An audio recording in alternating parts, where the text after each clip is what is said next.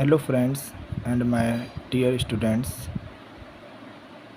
आज हम आपके लिए फ्रैक्शंस का टॉपिक लेकर आए हैं। फ्रैक्शंस होता क्या है, फ्रैक्शंस कितने टाइप के होते हैं, इन सभी बातों के बारे में हम जानकारी देंगे।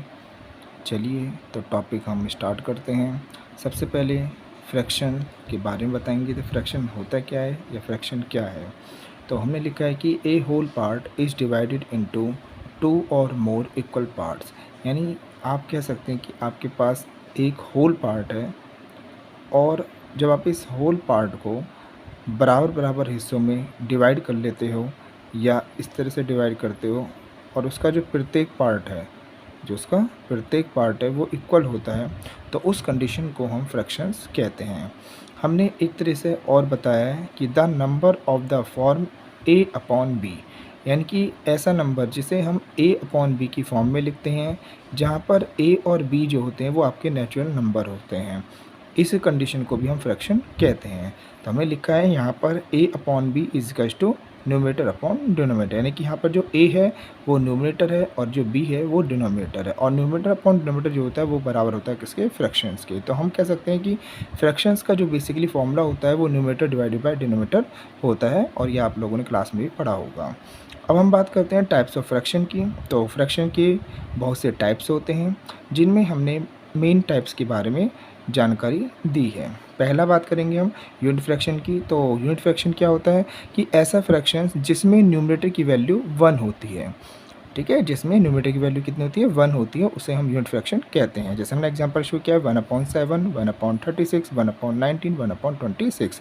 तो यहाँ पर हम सभी कंडीशन में क्या देखें, सभी सिचुएशंस में आपको 1 जो है वो न्यूमरेटर पे दिखाई दे रहा होगा, तो इसलिए इसको आप बोलेंगे यूनिट फ्रैक्शन।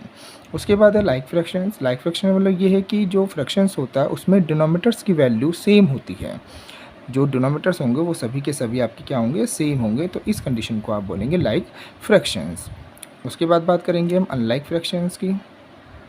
अनलाइक फ्रैक्शन क्या होता है, यानी ऐसा फ्रैक्शंस जिसमें डिनोमिनेटर्स की वैल्यू डिफरेंट होती है, उसे आप अनलाइक फ्रैक्शन कहते हैं।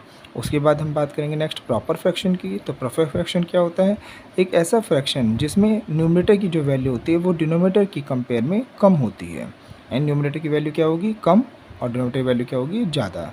तो जैसे आपने देखा कि 2/3, तो न्यूमरेटर की वैल्यू जो है वो डिनोमिनेटर से कैसी है, कम।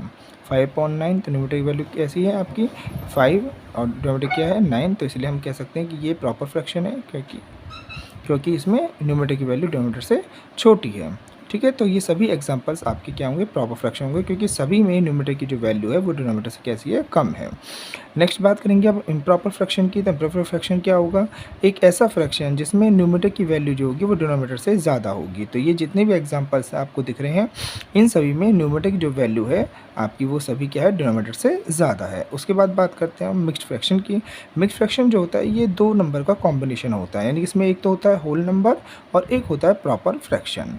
जैसे आपको दिख रहा होगा कि 5 7/9 है, तो 5 जो है वो आपका क्या है, होल नंबर है, और 7/9 क्या आपका एक प्रॉपर फ्रैक्शन है। तो दोनों के जब कॉम्बिनेशन होगा तो इस दोनों के कॉम्बिनेशन को आप बोलेंगे mixed fractions. And thank you.